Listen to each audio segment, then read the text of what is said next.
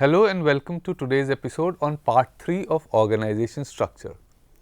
My name is Rayan Zohur and the subject expert is Dr. Arshia Hussain, PhD in Human Resource Management and teaching in the Department of Commerce and Business Studies, Jamia Millia Islamia, New Delhi.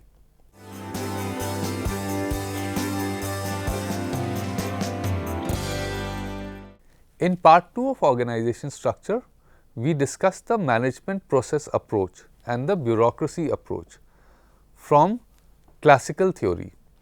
We also started a discussion on the human relations approach of neoclassical theory. Today, we will look at the Hawthorne studies in detail and complete the discussion on the human relations approach. The Hawthorne studies.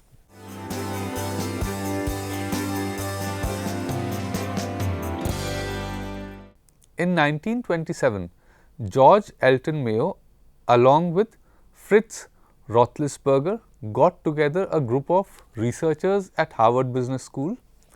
They had been invited to participate in a research project for 5 years at Hawthorne Works of Western Electric Company at their Chicago plant.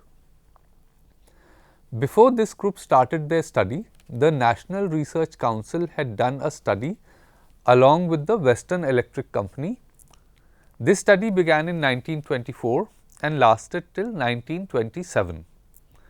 The objective was to identify the effect of illumination and certain other conditions on workers in the plant in relation to their productivity. This study was a part of a refocus attempt on managerial strategy. It included the social and psychological aspects of human behavior while running an organization.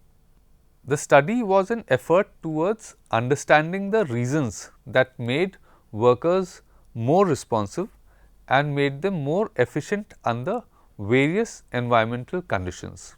Improved lighting was one of the conditions. The results were unexpected. The research group discovered that employees were more responsive to several social conditions. This included the individuals that were a part of their team, the amount of interest that was taken by the manager in the work they did. These social conditions made an impact that was much more than factors like improved lighting. The Hawthorne studies found out that employees became highly responsive when they received additional attention from their supervisors and managers. If they felt that their managers cared about their work and were interested in what they were doing and how they were doing it, their commitment and dedication towards their work increased. The studies also discovered that financial factors were important for the workers, but not as much as earlier thought. Social factors were clearly as important as financial factors when it comes to improved productivity. There are several experiments conducted as a part of the Hawthorne illumination experiment.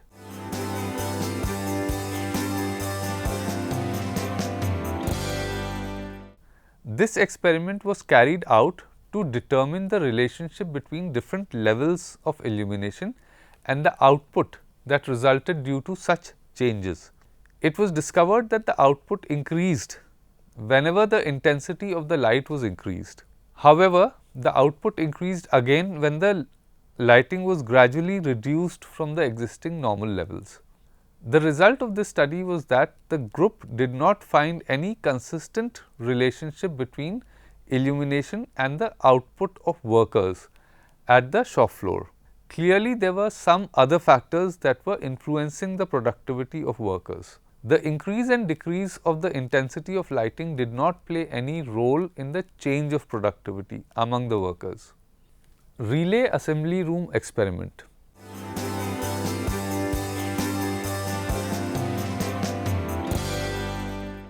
As a part of this experiment, a small group of homogeneous women was created. Two women were picked as test subjects and they were requested to select 4 other women from the factory to be a part of this test group. The job of these women was to assemble telephone relays and they were given a separate room to do this.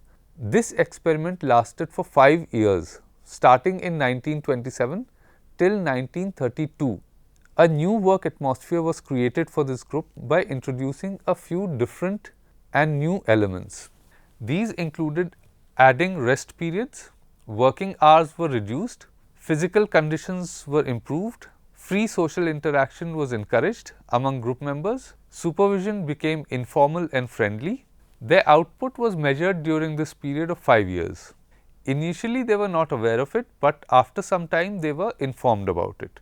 This process began a couple of weeks before these women were moved to their separate room and continued during the entire period of the study. They had a supervisor in their experiment room and this supervisor discussed any changes that were to be brought in with them. They asked for their suggestions and sometimes used them as well. The research group then measured the impact of different variables on both the groups and also on the productivity of each individual. The changes made during the experiment were: the incentive system was altered. Each individual's extra wages were based on the output of all 6 women instead of the earlier system which was based on the output of a much larger group. The overall productivity of the group improved. 2 breaks of 5 minutes each were introduced, one in the morning and the other in the evening. This was later increased to 10 minutes. The productivity improved as compared to before. The breaks were reduced to 5 minutes again. However, the frequency was increased. The productivity of the group decreased a little bit. The women felt that frequent breaks disrupted the rhythm of the work, and that was the reason for decrease in productivity. The number of breaks was again reduced to 2 and the duration was increased to 10 minutes. During the morning break, they were provided with coffee or soup along with sandwiches. The evening break was accompanied with snacks. An increase in productivity was observed. Changes were made in the working hours and the work days. The working hours of each day were reduced by half an hour, which was later increased to 1 hour. The women were allowed to leave early. Saturday, which was a working day, was declared as a holiday. Surprisingly, the productivity of the entire group increased despite reduced working hours and lesser number of working days. With every change, a decrease was noticed in absenteeism and an increase in the morale of the women was observed. Less supervision was required. The researchers decided to go back to the original conditions that existed before the experiment began. This meant that the breaks and other benefits were withdrawn. To the surprise of the research group, productivity increased even more instead of decreasing, which was being expected. This development resulted in a redirection of the thought process of the research group. This meant that the increase in productivity was not because of the improved working conditions. It was because of a change in the attitudes of the women towards not just their work, but also their work group. The women inculcated a sense of belonging and a feeling of stability. There was a higher freedom at work, and because of this, they developed self-discipline and felt responsible for their work. The relationship between them and their supervisor became friendly and close. The morale of the workers and their productivity both showed a significant improvement during the period of this experiment.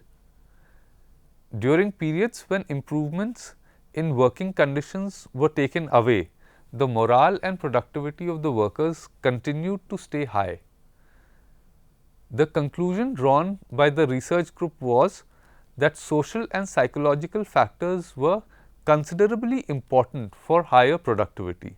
The factors included the feeling of being important, recognition for the work they did, individual attention from the managers, sense of participation in the work process, cohesive work groups, and supervision that was not based on only authority and direction. The Hawthorne studies displayed that the performance of workers depends a lot on social issues and job satisfaction. Monetary factors and financial incentives as well as good working conditions are not as important as the need and desire for a worker to belong to a group and to be able to participate in decision making and work. These were the key for achieving higher productivity. Mass interview program.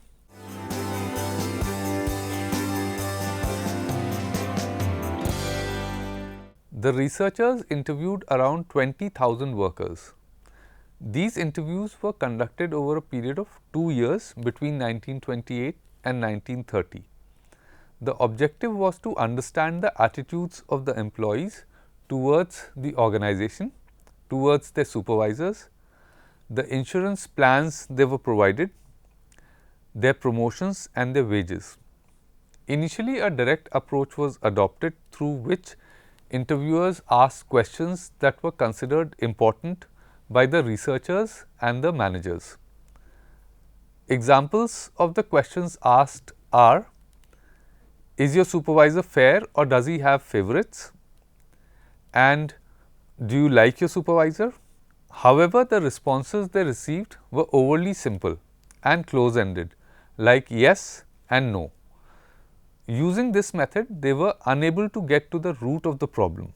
So, they changed their approach and replaced the direct questions with indirect and open-ended questions, where the workers spoke more and explained their response. The interviewers listened more to what the workers had to say. This included their grievances and their suggestions.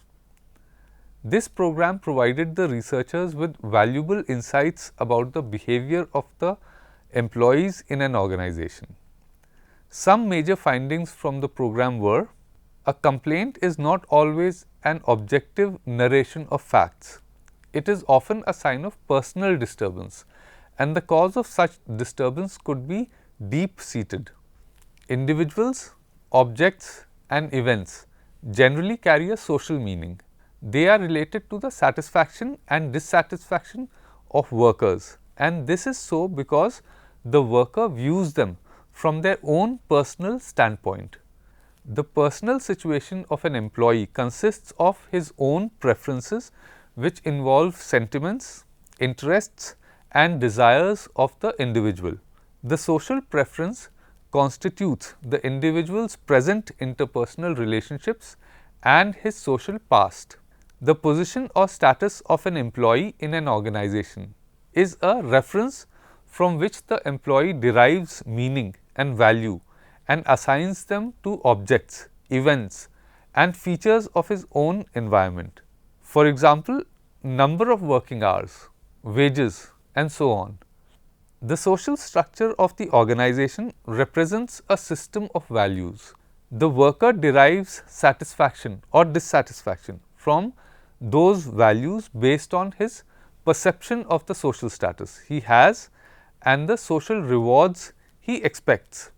The worker's social demands are considerably influenced by his social experience from groups within the factory and outside it. During this period when the interviews were conducted, it was observed that group behavior was influencing the behavior of workers. This realization was not satisfactory to the research group, and they decided to carry on another series of experiments. A detailed study of the situation of the factory was initiated in order to understand the behavior of workers when they were made a part of small groups. Bank wiring observation room experiment.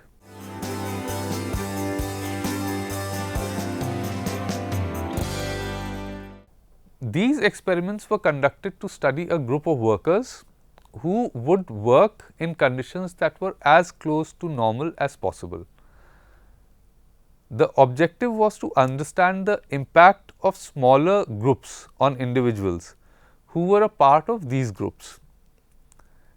As a part of this experiment, a small group was formed which consisted of 14 male workers. The men were involved in the assembly of terminal banks that would be used in telephone exchanges. Their job was to attach wires with switches for specific equipment that are used in telephone exchanges.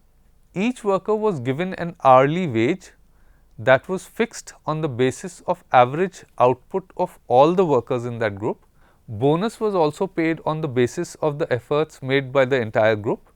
The research group was expecting the highly efficient workers to put pressure on the less efficient workers in order to take advantage of incentive plans that were designed for the group. However, this strategy did not go as expected.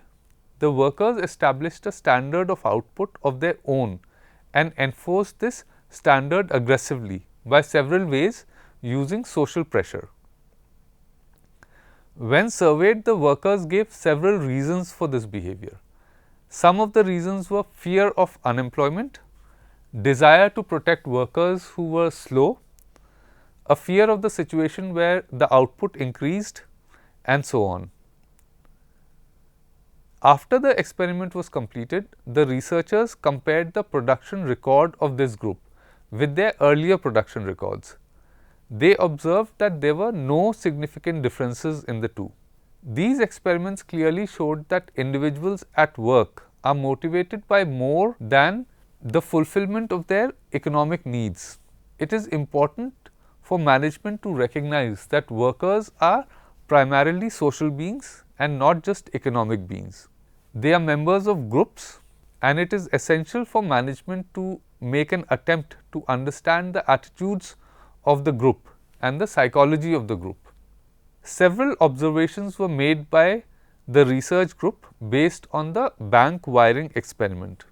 Every individual was restricting his output, although unofficially, but the group had created its own standard of performance.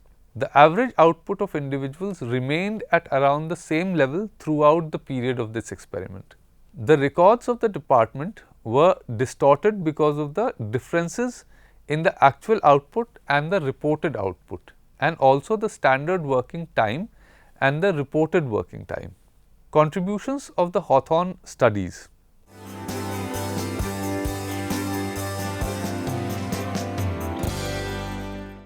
Based on the findings of the research completed after the Hawthorne studies, Elton Mayo proposed several points. Social system. In general, an organization is a social system and consists of several interacting parts. Individual roles are defined by the social system, and it establishes norms that could be different from those that are followed in the formal organization. Workers follow social norms that are established by their other co-workers. This defines the amount of work that will be done, and they will not attempt to achieve targets that the management thinks can be achieved. Workers follow these social norms even if it makes them earn lesser than what they would be able to earn if they put in their best effort. Social environment. The social environment created at the workplace both affects the workers and is affected by them. It is not only the management that influences the behavior of workers. Social and psychological factors have considerable influence over it too. Therefore, every manager must adopt a human approach to solve organizational problems. Informal organization. This exists outside the framework of formal organization. However, it affects the formal organization and is affected by it. Group dynamics.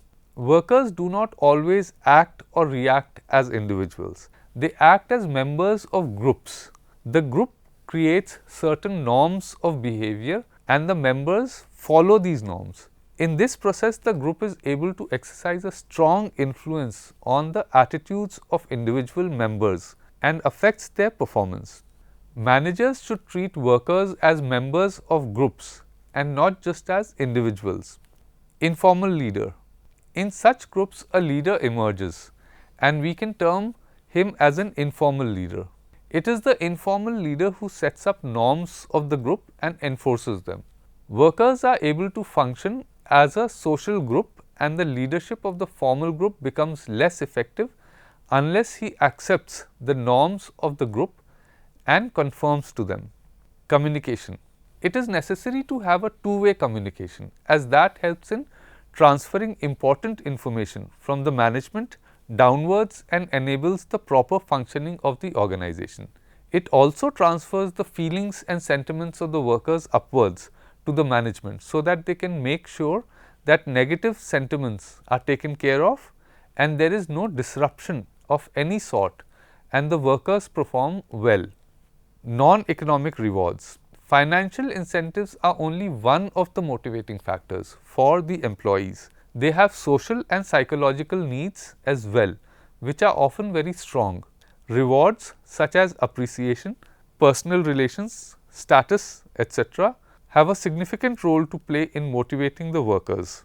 It is important for the managers to integrate wages and other fringe benefits with the non-economic rewards. Conflicts.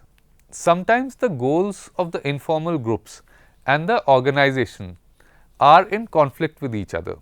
This creates negative situation and can harm the interests of both the workers and the organization and needs to be handled with caution. Conflicts should be resolved by the management by improving human relations. Criticism of the human relations approach.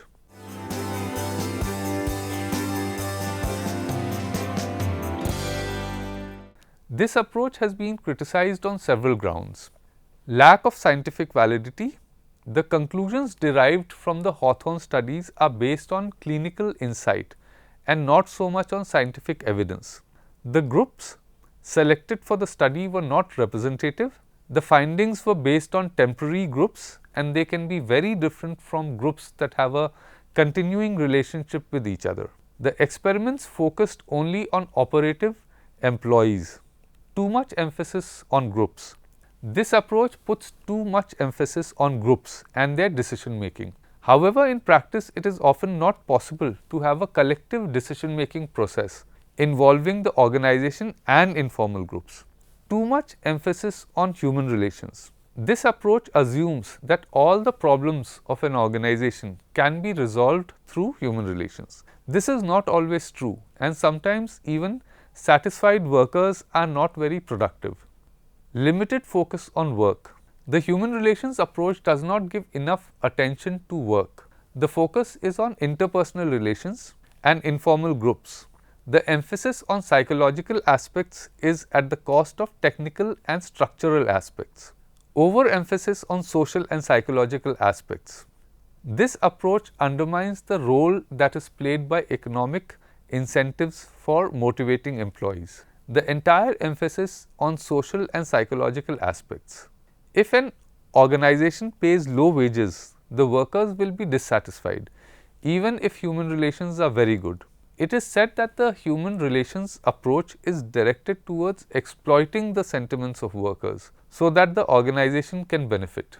Negative views on conflict. Any conflict between the goals of the individual and those of the organization are viewed as damaging. There are positive aspects of conflict as well, such as improving upon the weaknesses and the creation of ideas and innovative solutions. Such aspects are completely ignored. The human relations approach cannot be applied to all situations that an organization might face. It does not look at the external environment that an organization operates in. Human relations are important, however, the productivity of human resources and the conditions of the external environment are important factors as well. They should be given importance. This is all we have for today. Hope the session was informative. We will meet again in the next episode with part 4 of organization structure. Till then, take care and goodbye.